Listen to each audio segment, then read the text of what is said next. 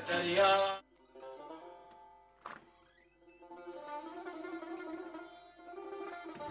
برنامەی شەوچەرەی سلەیمانی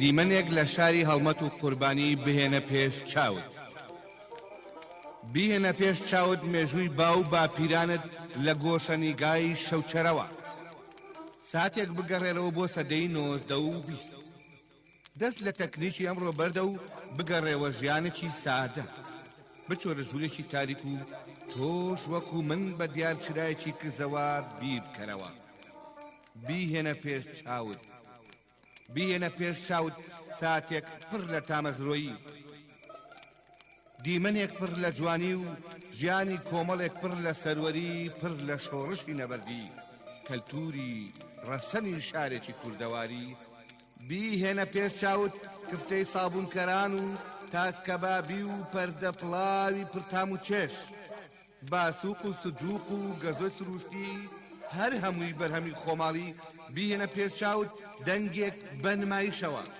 نمایشێک پڕ لە هونەرێک پڕ لە هێمنی و هێمنیەک دوور لە کەسەر بە زهن و چاوی عەقڵەوە جۆڕا دێرە بزانە ڕۆستەمی کورد مێیە یان نێرە بەڕێزەکەم باش گوێ بگرە و لێم دامە بڕێ بزانە حیکایەتی ئەم شەومان بۆ چۆچێ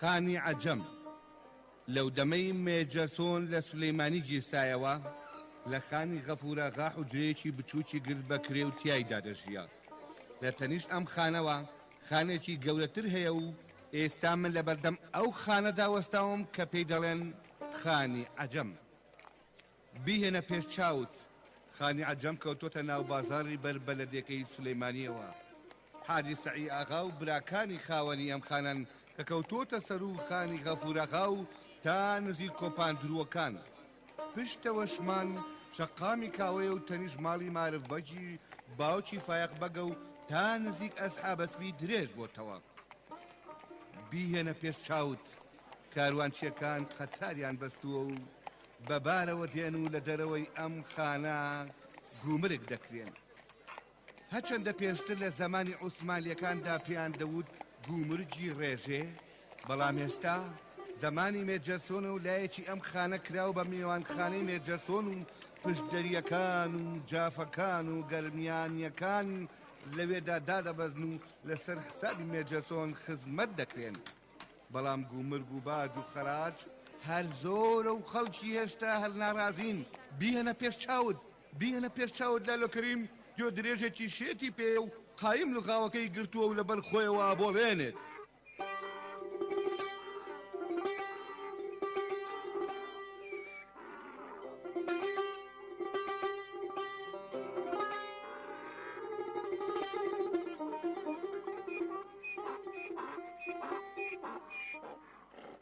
ئاچە کەرە دێدە چە بۆ حەپەساویە ئاردی پێنیکە شەربەت شەربەتی مێوژە شەربەت بە بەفری پیرەمەگرونەوە شەربەت وەرنەوە بۆ شەربەت وەرنەوە ئەوچە کەریم ئاواتی وەژەنە ئاوا ئای لاچۆ کوڕە لاچۆ بەناڵێبی ئەو کەرەشێتە لەقەیەکی لێدا و لە حەوسەڵان ڕاستی دەکاتەوە یا لا حەولە وەلا قووەتە ئیلا بالله ئەچە کەرە دێت ئەچە وەستە حەسەن دوو چاوەرە بە باوکم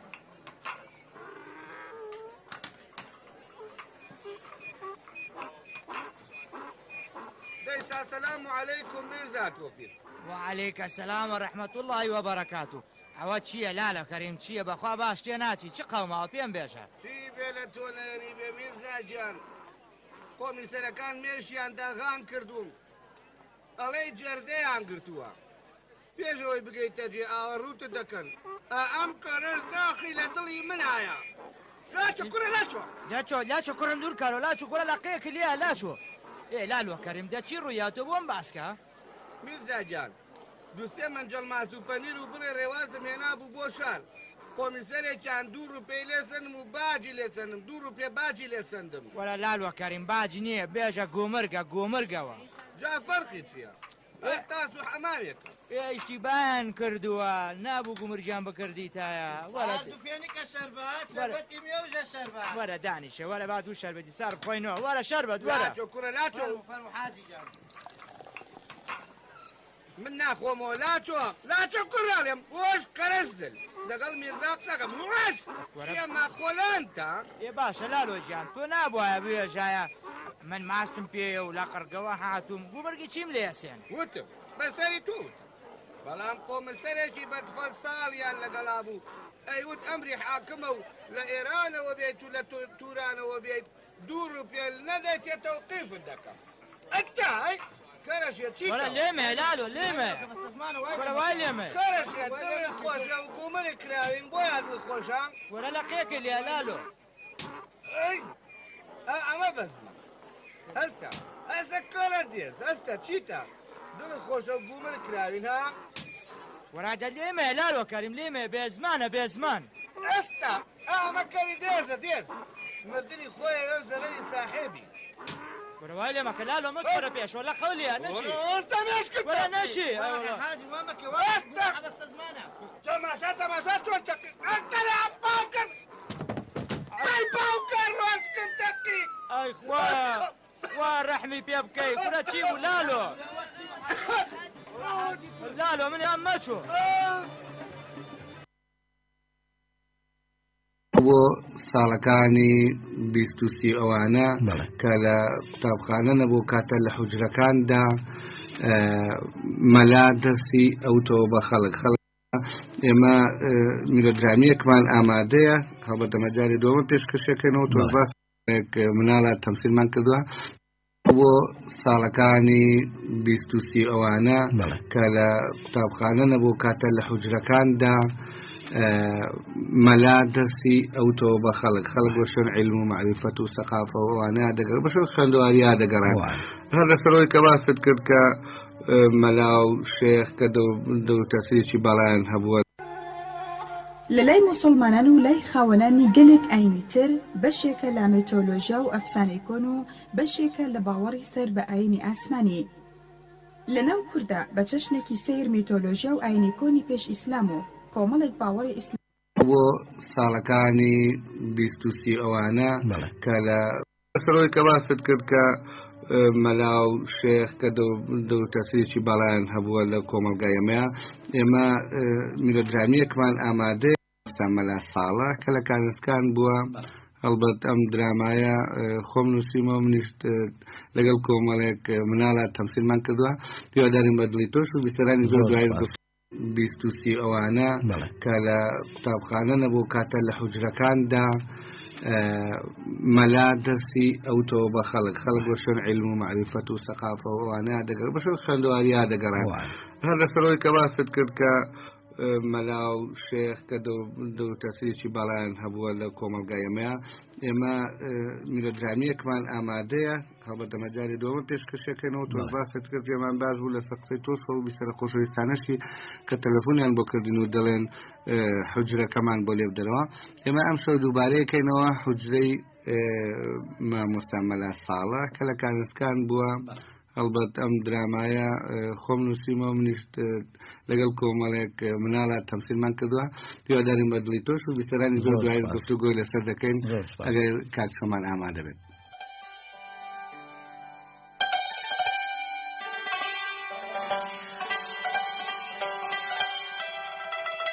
حوجرەکانی سلەیمانی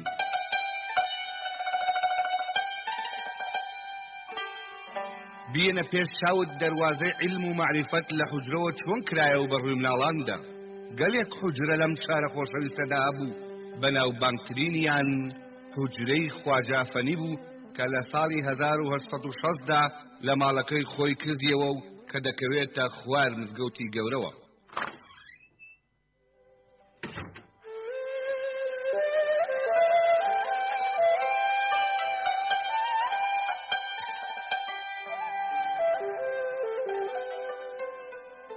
ئەم حوجرەیە بریتی بوو لە 4 پۆل. قورئانی پیرۆزیان دەخوێن، خۆشنووسی و زمانی کوردی و عەرەبی و فارسی و تورکییان دەخوێن.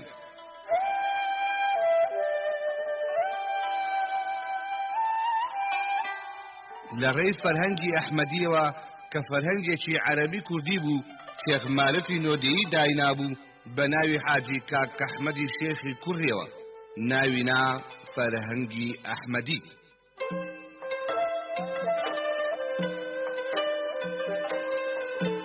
ئەم حوجرەیە تا ساڵی 1890 30 ساڵی خایان. لە ساڵەکانی دواییدا حەبسەی کچیشی کردە قوتابی حوجرەکە و بۆ ئەوەی کچانی تریش چاوی لێ بکەن.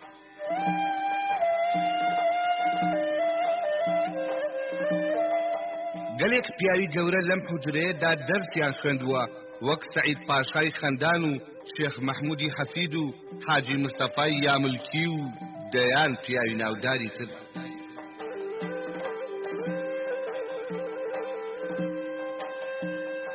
دوا بەدوای ئەمە گەلێک حوجرەی تر کرایەوە کە ژنانیش دەیان برد بەڕێوە.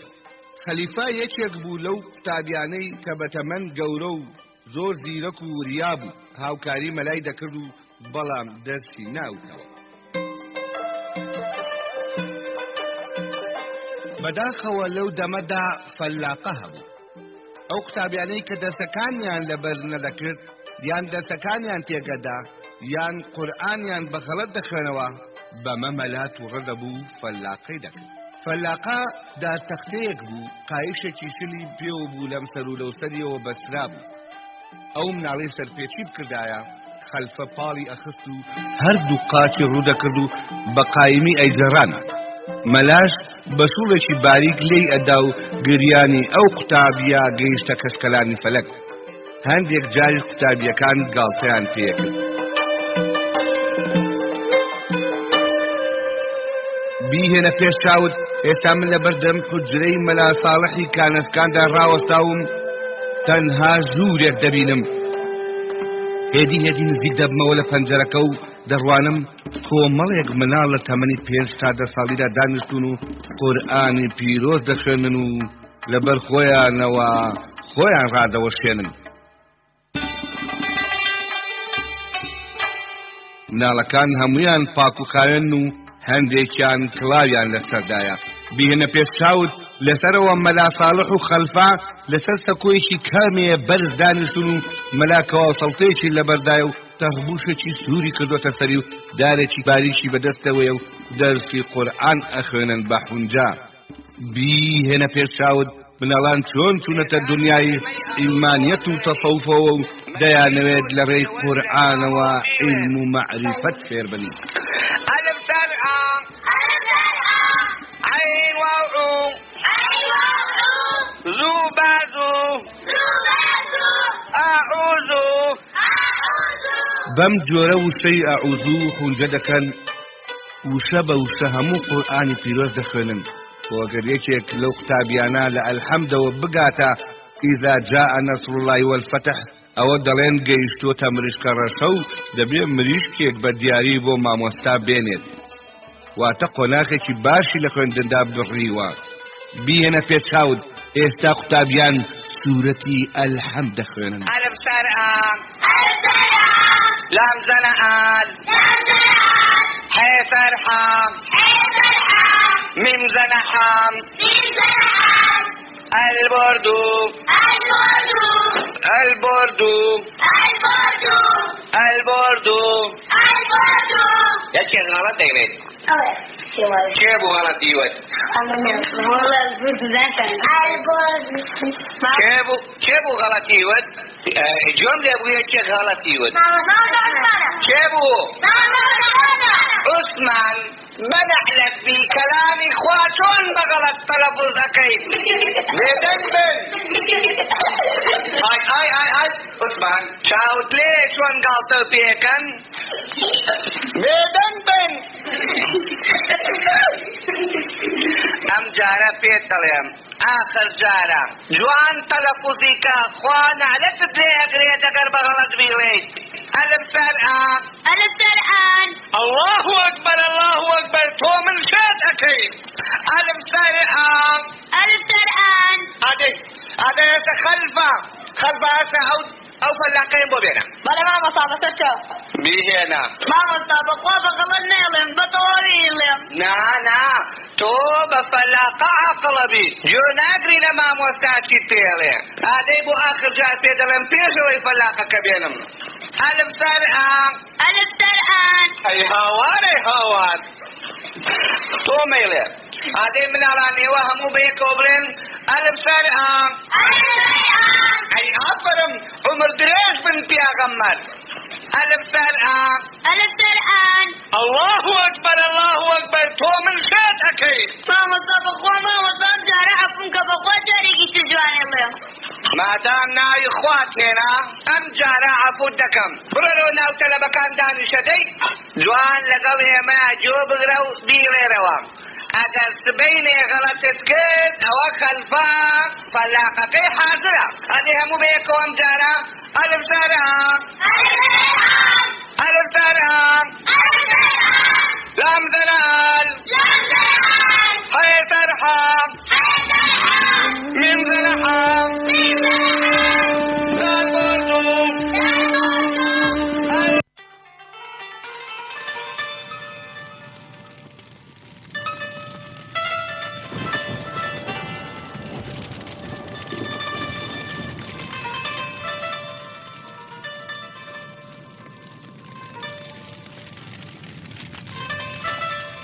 ئەو شوێنە گرنگانەی پەیوەندیان بە مێژووی سلێمانیەوە هەیە چەند گەڕەکێکتان ئەخەینە بەرگوێ. یەکەم گەڕەکی مەڵکەندی. ئەم گەڕەکە پێش چەند ساڵێک دەکەوێتە سەروەی خۆرهەڵاتی سلێمانیەوە، بەڵام ئێستا لەگەڵ شاردا تەواو یەکی گرتووە، سنووری نەماوە و کەوتووەتە ناوەڕاستی شارەوە. لە ڕابردوودا و تا دروستکردنی سلێمانی گوندێکی گەورە بووە و ئافرەتێک بە ناوی مەڵکە خانم یاخود مەلیکە خاتوونەوە بەڕێوەی بردووە.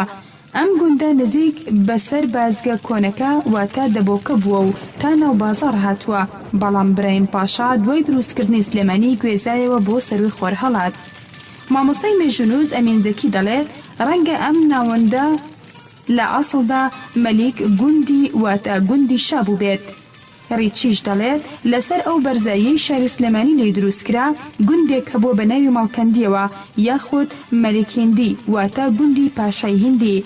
ڕۆژبەیانی لەم بارەوە دەنووسێت لای من وایە کە لە ناوی ماڵکەندی مەڵکەنی لە ملکان ملکانیەوە هاتبێت، چونکە هەر بەم ناوەوە خێزانێکی کورد هەبووە فەرمانڕەوایی قەڵای کیفای کردووە، ئەوانیش بەشێکن لەو کوردانەی کە بوونەتە فەلەو لەسەر ڕێبازی مەلکا کە یەکێکە لە سەرۆک مەزهەبە ئاینیەکانی فەلەی ڕۆژهەڵات و پێیان وتووە مەلکە ئایتی واتە ملکانیە و پاشان گەڕاوەتەوە سەر ئاینی ئیسلام، بەڵام ناوەکەیان تا ئێستاش هەر پێوماوەتەوە.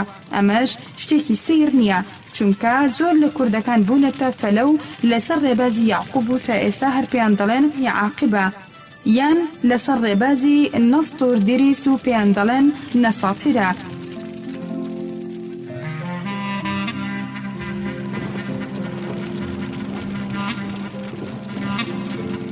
دووهەم گەڕەکی شاری سلێمانی کۆن گەڕەکی کانسکان. ئەم گەڕەکە دەکەوێتە سەروی ڕۆژئاوای شاری سلێمانیەوە، یەکێکە لە گەڕەکە گەورەکانی سەرچاوەیەکی ئاوی تێدایە، هەروەها شارەوانی دەستی بەسەردا گرتووە و دابەشی کردووە بەسەر شاردا. پێش دروستکردنی سلێمانی جێگەی ڕاوە ئاسک بووە، لە چیاکانی گۆیژە و ئەزمەڕەوە داکەوتون و لەو سەرچاوەیە ئاویان خواردوێتەوە، بۆیە ناونراوە کانی ئاسکان. شوێنەکەی بریتی بووە لە دارستانێکی چڕ کە لە دەوروبەری سەرچاوەکە ڕۆن و بۆی ڕاوکەر لە هەموو شوێنێکی ناوچەکەوە هاتوونەتە ئەوێ بۆ ڕاو، بە تایبەت لە قەڵەچۆلانەوە. لە سەردەمانێکیشدا وەکو شێخڕەزای شاعیر دەڵێت مەیدانی جەلیدبازی بووە، بە تایبەتی لە دەوری بابانیەکاندا.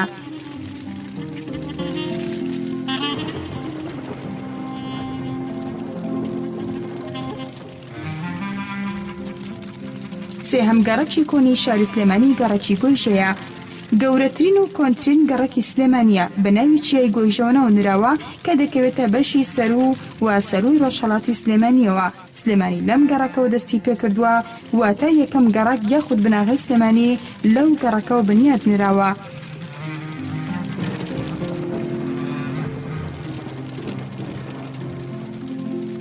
چوارم گەڕەک گەڕەکی چوارباخ دەکەوێتە خواروی ڕۆژئاوای شاری سلێمانی لە گەڕەکە کۆنەکانە کە مێژووی دروستبوونی ئەگەرێتەوە بۆ سەردەمی ئەحمەد پاشای بابان کە دوای میری بابانەکان لە ساڵی 1835 زەینی تاوەکو 1850 زەینی هەر ئەو باخەکانی لێ دروست کردووە بەڵام پاش کەوتنی ئەمارەتی بابان وەران کرا دیسان ئاودەن کرایەوە ئێستا لە گەڕەکە گەورەکانی شاری سلێمانیە ناوی ئەم گەڕەکە لە دوو بەرگە پێک کاتووە لە چوار و باخ لەوێوەش ئەو چوار باخەیە کاتی خۆی ئەحمەد پاشا دروستی کردوون.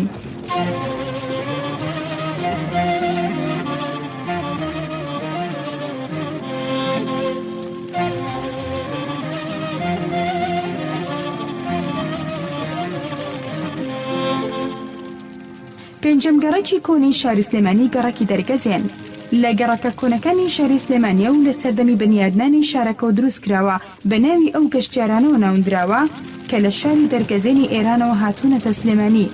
مامۆستای نەمر تۆفیق وەهبی دەڵێت ڕەنگە دانیشتوانی ئەم گەڕەکە لە پێش دروستکردنی سلێمانیدا لە قەڵاچۆلان لە گەڕەکێکدا بووین. هەر بەم ناوەوە واش دەزانم کە دەرگەزێن ناوێکی دوو بەڕگەیی لە دەرگە و زینە پێک هاتبێت کە ماناکەی دەکاتە چەکی درێژ. ئەماڕای مامۆستا تۆفیق وەهبیە. ئەدمۆنز لە زمانی دانیشتوانەوە دەگێرێتەوە گوایە 6-7 خێزانێکی سونی لە گەڕێکی شاری هەمەدانەوە لە دەست شیعەکان هەڵاتون و هاتوونەتە ئەو شوێنە و هەر بەو ناوەوە جێگاکەی خۆیانەوە ناویان لێناوە دەرگەزێن. بەلای ئێمە وایە دەرگەزێن کە ناوی گەڕەکێکی کۆنی سلێمانیە و ناوی دوو گوندی ناحیەی بازیان و گوندێکی تر لەسەر ڕێگای بەغدا و خانەقین لە نێوان شارەبان و چەی حەمریندا ئەم ناوە لە ناوی شارێکی کۆنی ئێرانەوە وەرگیراوە ئەویش ناوی دەرگازیرین و کە شارەکە دەرگای وای هەبووە چونکە شارە کۆنەکان شووریان هەبوو و شوورەکانیش ژمارەیەکی زۆر دەرگای هەبووە هەر دەرگایەکیش ناوی تایبەتی خۆی هەبووە.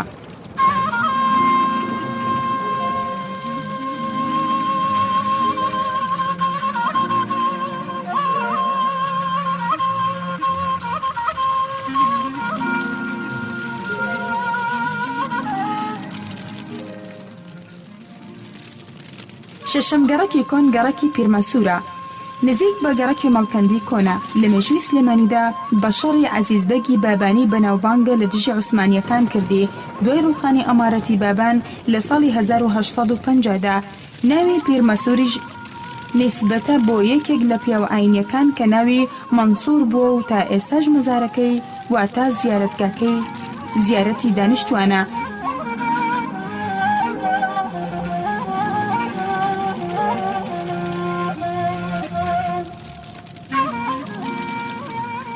حوتەم سەرشەقام یەکێک لە گەڕەکەکانی سلێمانی و دەکەوێتە بەشی خوار و شارەکەوە لە کاتی دروستکردنیە بەسەر ئەو ڕێگا کاروانێدا دەیڕوانی کە لە قەڵاچۆلانەوە بەرەو سەگرمە و کفری و بەغدا دەڕۆیشت هەر بۆیە ناوی سەرشەقامی لێنراوە.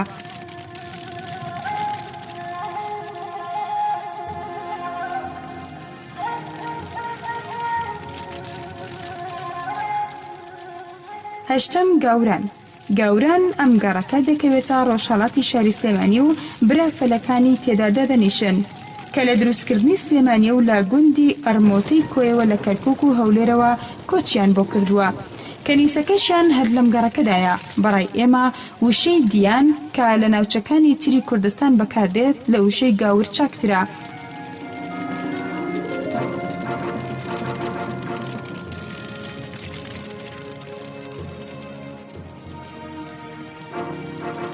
نۆیەم موشیراوە گەڕەکی موشیراوە گەڕەکێکی تازێ و دەکەوێتە بەشی خواروی ڕۆژئاوای سلێمانیەوە بەڵام ناوەکەی کۆنە و بە ناوی مشیر حسێن پاشا کە سەرکردەی لەشکری عوسمانی بووە لە ساڵی 1870دا دەنراوە.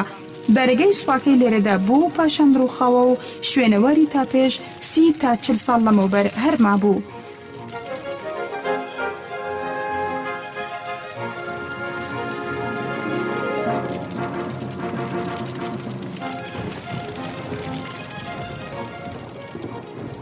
دەیەم گەڕەکی تویمەلیکە گەڕەکی تویمەلیک لە سەرەتای بیستەکانی ئەم سەدەیدا لە دامێنی چای گۆیژەدا دارێکی گەورەی توو هەبوو نزیک بە کارێزێک کە پێی دەوترا کارێزی مەلیک دارەکە و هەروەها کارێزەکە لە زەوی شەخ مەحموودی حەفیددا بوون کە ئەو کاتەوە تا ساڵی 1990 تا ساڵی 1923 شێخ مەحموود حاکم مەلیکی کوردستان بوو. شێخ مەحموودی نەمەر باخێکی گەورەی 5.2 دروست کرد کە درەختی هەمەجۆری بەرداری تێدا بوو، بەڵام دوای ڕووخانەی حکومدارێکی باخەکەش نەما. تەنیا دارتووەکە و کارێزەکە مایەوە کە دانیشتوان لە وەرزی بەهاردا بچن بۆ سەیران بۆی. لەم ساڵانەی دوایدا کە شاری سلێمانی دانیشتوانی تەواو زۆر بوون، ئەو زەویانەش خانوویان تیا کراوە و لە دامێنی چای گۆیژە تا نزیک بەندیخانەکە پڕ بووە.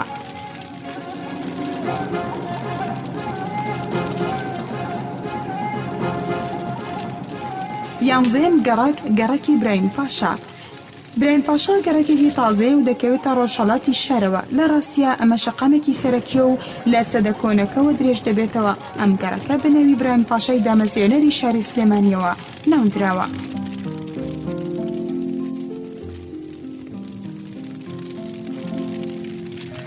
دوانزەهەمین گەڕەکی جوولەکانە. جوولەکان لە گەڕەکە کۆنەکانە و دەکەوێتە خوار و سلێمانیەوە. جوولەکەی تیاژیاوە تا ساڵی 50 کە چۆڵیان کرد و ڕۆیشتن، ئێستا زۆر لە خانوەکانیشی ڕووخاوە.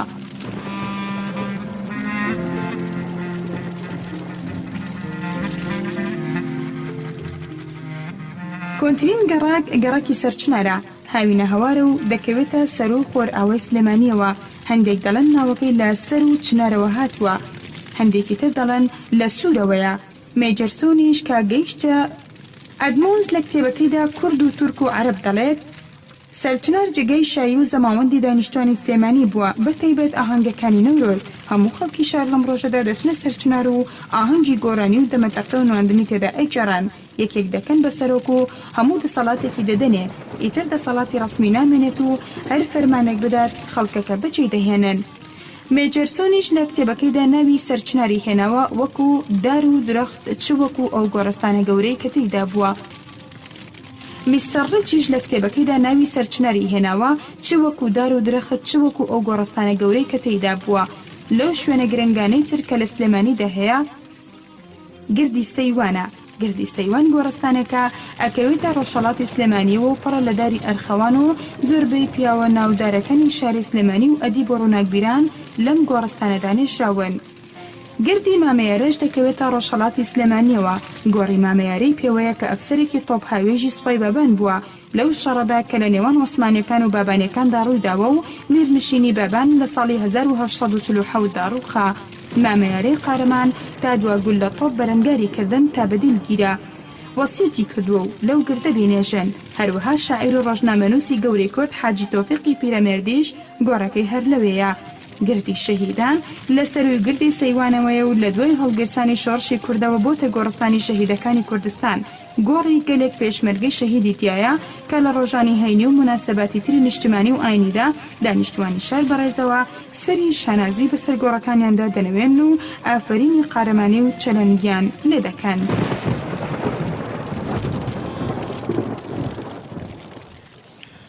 جارێکی تر سڵاو، ئەم جارە شەوتان باش. کاک جەزا، وەڵێ ئەوەنەش